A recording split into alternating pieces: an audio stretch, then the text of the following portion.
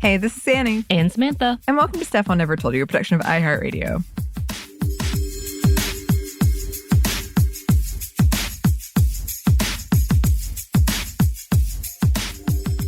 And welcome to another Feminist movie Friday. If you're listening to it on a Friday, if not, just Feminist movie, you're welcome. And today we are featuring a long overdue movie. We should have talked about this one before.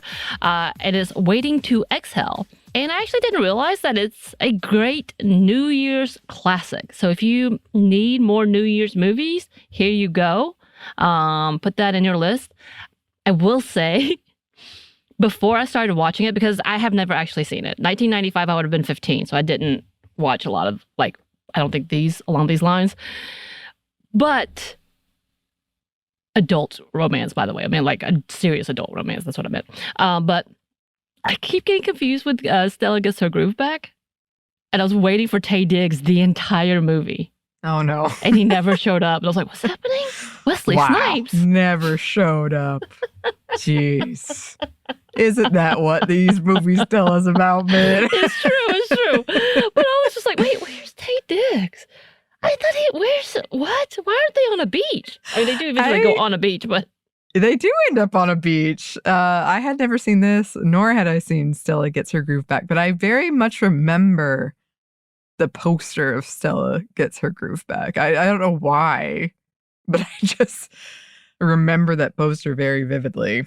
So maybe a future I guess movie. We do need to come back. And I'm sure it's because of Angela Bassett herself, but I was just like, wait, what? So, but it's still an amazing movie, even without Taye Diggs. It's okay.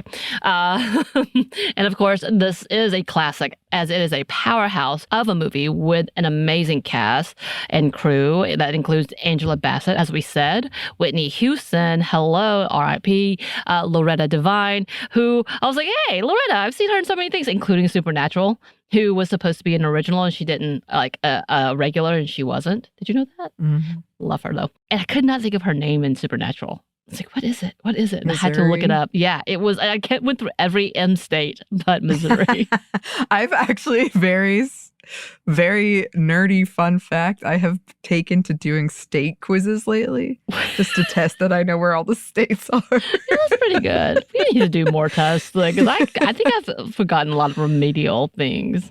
Well, because there was like this whole thing going around about the Iowa primaries, and everyone was like, you don't know where Iowa is? And I was like, oh my God, I think I know where it is, but do I really? And so now I'm just taking state tests like every You should. Well, and I was confused because someone said that they went to Utah to ski, and I know that's a thing, but then I kept thinking, wait, Utah? Yeah, Utah's not. It's a little not bit up there. more south. Right. And I know people do, but at the same time, it started confusing me, and I was like, Utah. Anyway, wow, we were way off. Anyway, sorry. But Loretta Devine, yes, who plays Missouri Moses in Supernatural, just fun fact. And Leela Rashawn, Gregory Hines, Wesley Snipes, Giancarlo Esposito, which apparently he's not credited in here. Yeah. But we all know him. Hello. The script was co-written by the actual book author, Terry McMillan, directed by Forrest Whitaker. And I think I knew that once upon a time, but then I was like, what? I had to come back. And the music by the iconic, award-winning Kenneth Babyface Edmonds. And if you don't know Babyface's music, I don't think you were around in the 90s. You just don't understand. Early 90s. Because this was, there were so many awards to this, but they won a lot of awards for their soundtrack, which included, yes, Brandy. Hello, Brandy and Whitney Houston. My loves. Anyway, of course, the release date of this movie was 1995, so there are some problematic themes, some problematic scenes within the movie, including homophobic slurs, which hit me, like slapped me in the face. I was like, ow. Why? Yeah. Why, Donald? And just in general, adultery, the way it kind of just plays out, but it's still an amazing movie, and you do learn a lot of life lessons. We all have to go through some things sometimes. Am I right? It's true. And I feel like this is what it's saying. So we're going to jump into it. We have a group of four friends who are going through some hard times in their quest for love, life, and happiness.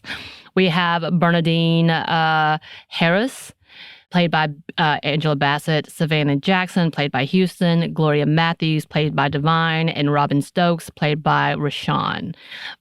So we're going to start off with each character stories because it kind of all unfolds as is and then comes back together. So Bernadine, a master's graduate, stay-at-home mom and wife, is confronted by her husband at the time with the fact that not only has he been having an affair with his white bookkeeper/secretary, cameo here with Kelly Preston, out of nowhere again, but that he is leaving her and the kids for this woman.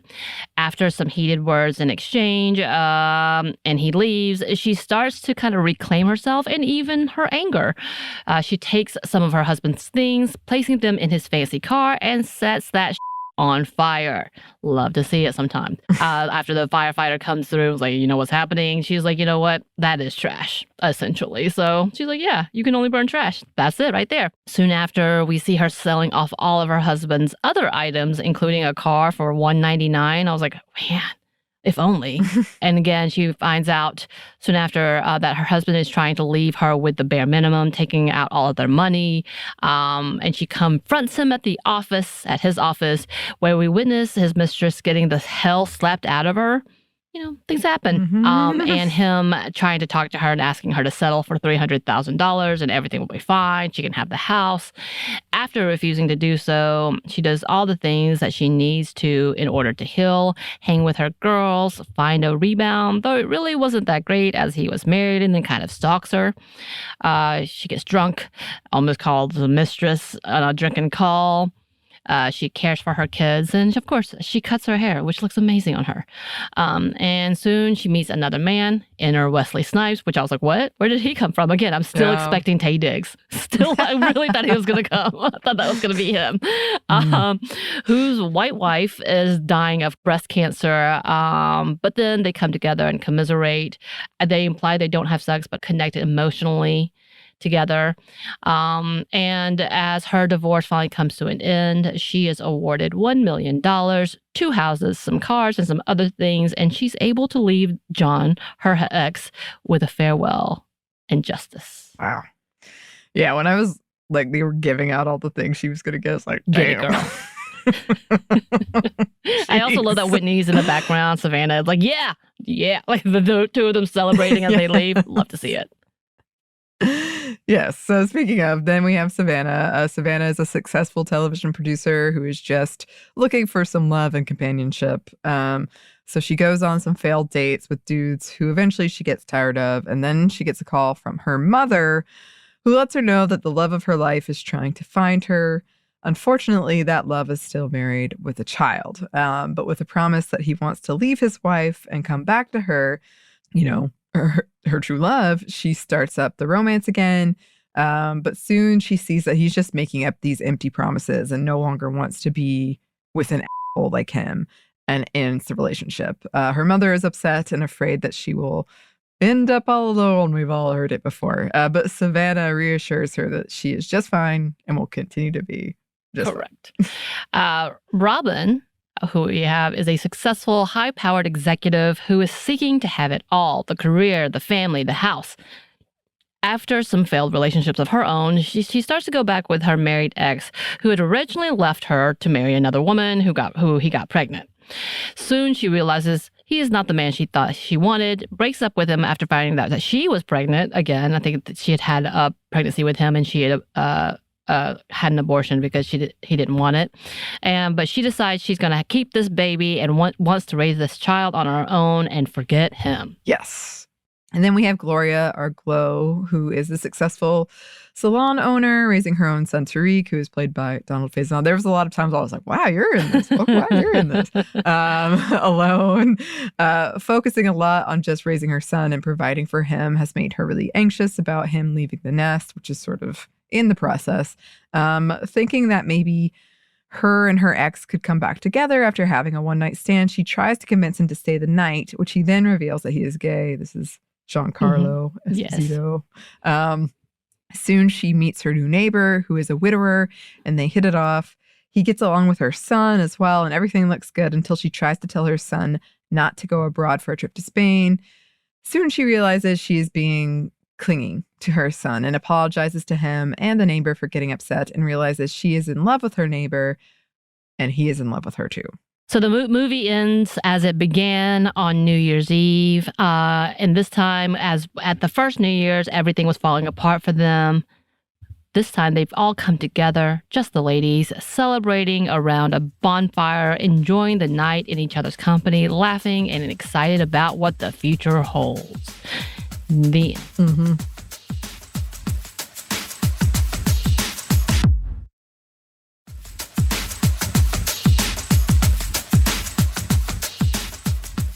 Also, there was supposed to be a sequel, which was written by Terry McMillan, Getting to the Happy, I believe was the title.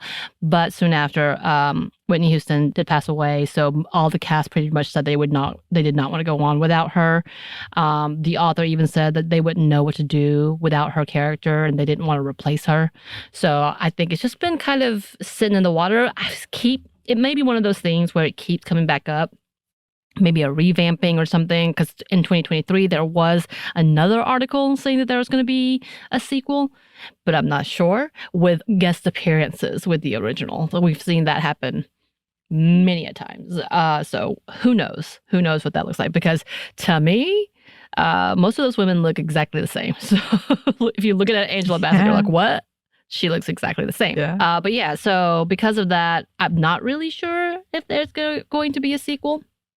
If y'all know anything different, let us know, because this is a classic. It did hit #1 in the box office when it was first released, made over $80 million, I think, in the first week of it, which is big for 1995. And a movie like this, they won different awards, as well as been nominated through different awards. And obviously, it's a classic. And I think it's a pretty good feel-good movie when you wade through all the mess. Yeah. It's got some shocking moments. There was a lot of shocking moments, of course. And they seem to be repeating each other's mistakes. But they would be ashamed of some things and then come back and talk about it. But the dynamic was beautiful. So yeah, let's get on to the themes. Obviously, I think the #1 theme outside of finding love is friendship. Which these four have an amazing friendship. Immediately when they found out that Bernie was getting a divorce or that her husband had left her, they call in to check on her and try to find her and try to get to her. Savannah, Whitney Houston's character, shows up and they have drinks together and they talk about what's going on and like how to move on. We see the big birthday celebration for Gloria that kind of turns into a mess, but then it comes back. It did really turn into a mess. And, the thing is, we could all relate, even though you could be embarrassed about it. But I've been that friend, too, where you're at a celebration that's not about you, but you're going through something, and it comes out. And it comes out. And they all sit there talking about what they don't want in men, and they're having that conversation. I think we've all had similar conversations when you realize you've gone through a pile of men or a pile of relationships that just wasn't going to work, but you really thought maybe, and then the hindsight kicks in. Yeah. Yeah. I do love that they all find each other and realize how strong they are together, collectively, and then separately as well. And they're all on different paths. Obviously, you have the salon owner, you have the housewife who's going to come out with her own business, who she's been discouraged all her life not to do the catering, but now she's about to, throw it in and get into it. And then you have the high power executive, and then you have the producer doing her own thing, which is lovely. Yeah, and I think that one of the things I really liked about their dynamic was they are the type of friends that will have your back, but will call you out. Right. They'll be like, wait, I love the scene where Angela Bassett's character comes in. She's like, I want a haircut. And Gloria's like, no, we're not doing it. She's like, no, I want this haircut. And Gloria's like, fine. And she just starts cutting her hair really haphazardly. And then it turns out looking great. But they're still giving her because they were like, I don't like it. Yeah. But it was such a great scene of I think you're being an idiot, but right, okay. Fine, then we'll do it. Because, Bernie's like, I'll do it myself. And you're like, oh, I was gonna go real bad. Go real bad. Don't let her do it. Don't give her bangs. Don't give her bangs. No, I'm just kidding. But she looks amazing as per usual. I think she kept that signature hairstyle for the longest time. Because it looked good on her. It did. Obviously, the friendships go underneath this, but when I say relationships, we're going to say like partnerships or whatever. So relationships or love interests. That was definitely the theme. We had the good, the bad, and the renewal, I will say. But obviously, there wasn't much good up until the end. No. I think because the good relationship was Gloria and the neighbor, played by Gregory Hines. And I kept saying Gregory Hines. My partner was like, what? I was like, if you don't know who Gregory Hines is, then you just don't know the 90s, the 80s, and his tap dancing. He was glorious. But like, it really was, all those relationships were so kind of like, ooh, because none of them were anything. All of them were either married or unemployed or apparently a drug dealer, as one was. So it was kind of like, okay, pick and choose your fighters, everyone. And even with like the Wesley Snipes thing, I'm still kind of like, this is not a good situation. Yeah, I was like, I don't know if this would be like emotional cheating now. I'm not sure. I mean, it is emotional cheating. And like, I understand mourning your partner, but we also know most men are the ones who leave women in their sicknesses. So like, what the Yeah. I felt like every time we watch one of these like quote romantic movies, where there's a lot of, I guess, relationships going on, not necessarily romantic movies, but there's a lot of relationships in them, I leave thinking men are trash. Right. I mean, that does seem like the theme here. Like, wow. Most men are trash, liars. All of them are liars, apparently. Cheaters. Unless they've been widowed. Unless they've been widowed. Also, like, or unless they're chunky.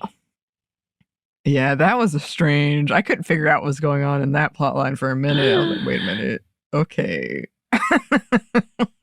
I mean, I thought but ultimately, I thought he was going to come back and it was going to be redeemed because he was like, maybe I'm not your ideal, but I can give you everything you want. And I was like, oh, that's really sweet. Also, I can't tell if they're lying. Like, I just waited for the shoe to drop because I swore Wesley Snipes was lying. Like, right.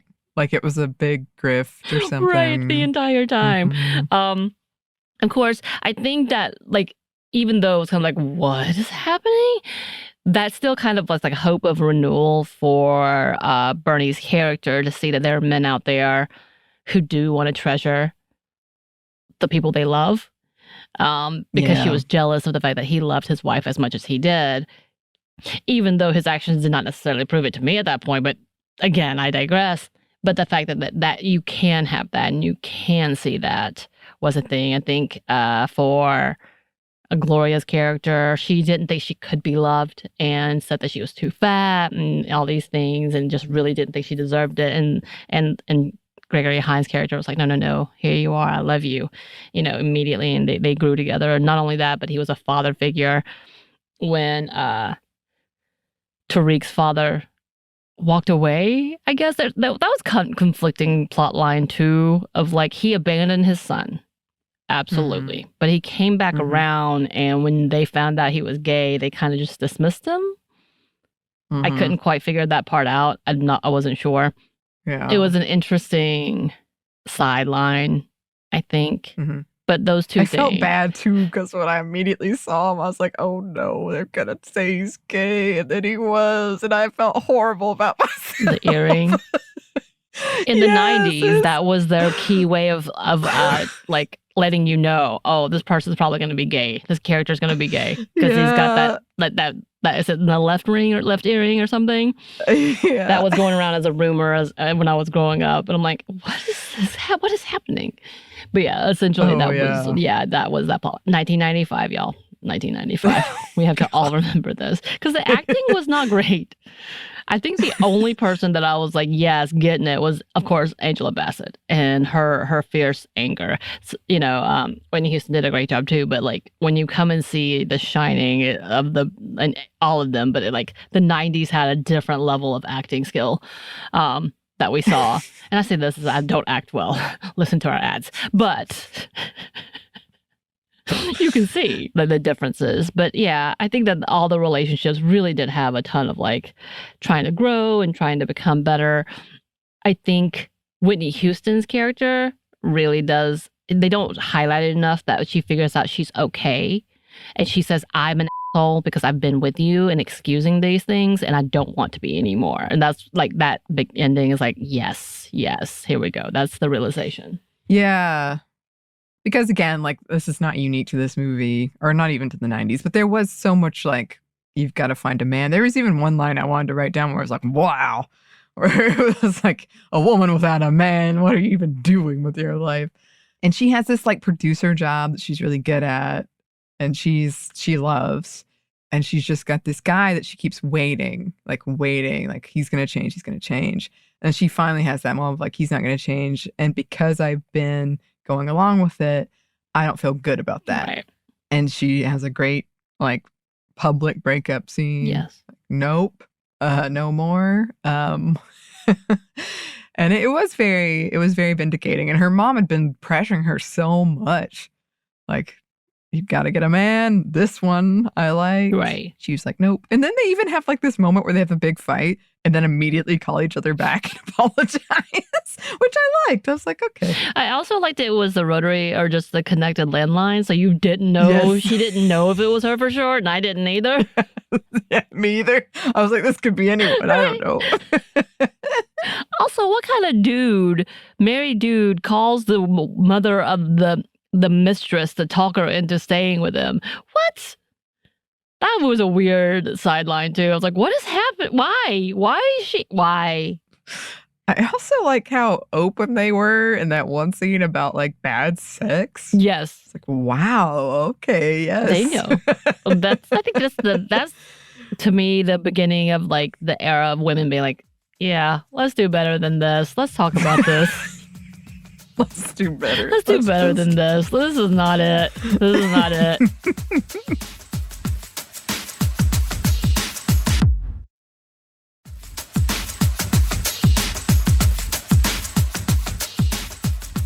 And then I think, of course, with the beginning of everything falling apart and trying to find themselves, we see the starting over. Yeah. Of course, Bassett's character obviously going through all the emotions that she has, the pain, the anger, the hurt, the dismissal, essentially, the abandonment, because she'd been there for him for years, helped build up this business. She was watching the anniversary video. She made the business for him, quit her job to help him, and he did all these things, which women, if you're in these relationships, watch this movie because she talks about how women get screwed over because they don't have any property to their names. Nothing was under her name, so he got claims to everything. He could have gotten claims had she not fought. But she's like the epitome of starting over and finding herself and finding what makes her happy and what she wanted to do and remembering what she wanted to do before her life was about her husband. Yeah. Yeah, and I do appreciate her stories. I felt was very honest in terms of like, you know, she starts from that really understandably angry place, sets the things on fire, calls her friends, gets the haircut, has the messy, like, drunk thing at her friend's party. Her kids, you know, are being weird around her ex-husband, but like her. And I do think like at first I was like, oh, because it felt very like she's blaming the woman, which, you know, there's some amount of blame. But then I think she kind of like became more, you know what, I don't need that. If I get what I need, then you do you. You do you. Yeah, I'm outside of it. So I liked that it kind of showed all of those kind of messy parts of such a painful experience. Right. And then also for Gloria, starting over with her child leaving, you know, the one thing that she's been focused on for so long, leaving the home and being successful. And she's been worried about him. She caught him with a girlfriend. That was awkward. And then, you know, starting over a relationship where she learns to be loved again. Like, it was a beautiful beginning for her. as well, like starting all of that, and the fact that her child doesn't need a ride to the airport, so she just feels so like starkly alone, and so she goes over and then realizing she's not alone. Which, if you were, you should still be fine. Then we have Robin, who her full concentration, thinking that life could only start with a man, but it's not. And she's gonna start this with a child, and she's happily going forward with this and knowing that she is successful, but she can do this as well. And then we got Savannah, who realizes she can focus on her career and doesn't need the baggage of a married dude. And she calmly tips the drink over. Love that moment. Yes. She's like, drinks are on you. Smack. Great ending line. Great. She walks away. And yeah, of course, with all this resilience, that no matter the difficulty you go through, the bad men that you have to deal with, the stressful mama, the stressful job, bad divorce, being cheated on repeatedly, being promised empty promises, that you can survive it. Yeah, and you've got your friends that are there year after year. Next New Year's, they'll be there again. Oh, God. I'm trying to leave on a happy note. You were like... When you base a show or a movie or a book on a reality, you start thinking, but what could really happen? What happens later down this road? It's what true. happens when Robin does have a child and like she needs, I'm sure all of her friends are going to be there, but then like you have Gloria in her new relationship, so she's got to foster that. And then you got Savannah, who's got this now pretty probably hectic career being a producer and having to like produce new content all the time or better content all the time. And then you have Bernice, who is trying to start a business and be that girl with her 2 children. Yeah. And then also maybe the love of your life, maybe a widower now and coming to see you. Oh, Wesley Snipes. Who knows? I mean, it's a lot, but I think good friends, even if you don't see each other that often. That's true.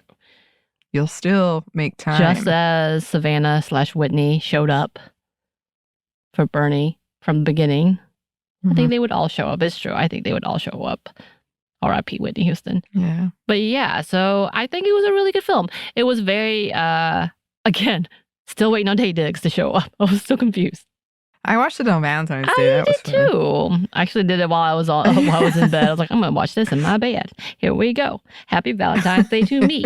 But yeah, like watching that, which is available, y'all, on streaming on Hulu. If you're wondering, not a current sponsor. Have been a sponsor before, but not currently. And it is still streaming there. If you want to take a moment to watch it, I think it's a good 2-hour movie. This is when the movies were longer. But it doesn't feel that way to me. Maybe it's me. Watching all the old technology, Anney, did you enjoy those moments? Oh, I loved it. I did. I was, all the fonts I was documenting, because it's kind of laid out like journal entries where it'll be like Robin in like a colored font. And then there's like narration coming in. It reminded me kind of like early Sex and the City with the like, I think it would have been the beginning of it, to be honest. Yeah, exactly. But yes, I was eating it up, Samantha. I was like, look at that. Old technology. The voicemail, the answering machine. Oh. The answering machine. I was thinking about you. I was like, oh, I wonder what she thinks on this. Yes, that answering machine used to be a big part of dating. That used to be a thing. Oh my gosh. It was stressful. It was stressful. If you couldn't take it back if you messed it up. But also like answering machines, like everyone can hear you. So being not an only child, and when you played it and you're like looking around, be like, oh, stop it. Stress. I thought about that too. Because what's, now that it went to voicemail, where they did it online through a service, which was like magic. Although I think my mom now has it back on her landline. Like you play it. Yeah, my mom does. I hate it. When I'm home, she doesn't answer the phone because she's like the nicest person ever and doesn't want to like take attention away from me being home. But I'll hear people leaving messages on her answering machine and it freaks me out. Old technology. But I think we do need to come back and do watch how Stella got her groove back. Mhm. Now that I'm like, where I'd love to. where's Taylor? I could finally put a movie to the poster that I, for some reason, remember so well. Yes. Which was in 1998. It looks like it was in Whoopi Goldberg is in it too.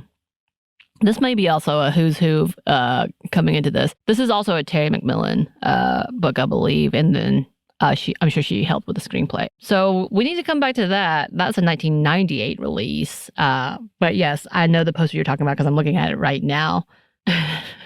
There's Tay, though. I found Tay. I must remember it so well because that was like right around when Star Wars came out, Episode 1. So I must have been in the theater a lot. Oh, I see. And you saw the poster or a preview or something. Okay. I was like, what? I get it now. Well, it looks like it's also on Hulu. So maybe we will have to come back around. And because this is going to be apparently an Angela Bassett appreciation film. Oh, yeah. Discography type of thing. I think we might need to. Because, yeah, I absolutely adore women-centered movies anyway. We know we need to. Yeah. Be watching more of those. So if any of y'all have any thoughts on that, please get back to us. Please, yes. Let us know. Any suggestions, any thoughts. Email those to us at stuffmediamomstuff@iheartmedia.com. You can find us on Twitter at momstuffpodcast or on Instagram and TikTok at Stuff I Never Told You. We have a TeePublic store, and we have a book you can get wherever you get your books. Thanks as always to our super producer Christina, our executive producer Maya, and our contributor Joey. Thank you. Thanks to you for listening. Stuff I Never Told You is a production of iHeartRadio. For more podcasts from iHeartRadio, you can check out the iHeartRadio app, Apple Podcasts, or wherever you listen to your favorite shows.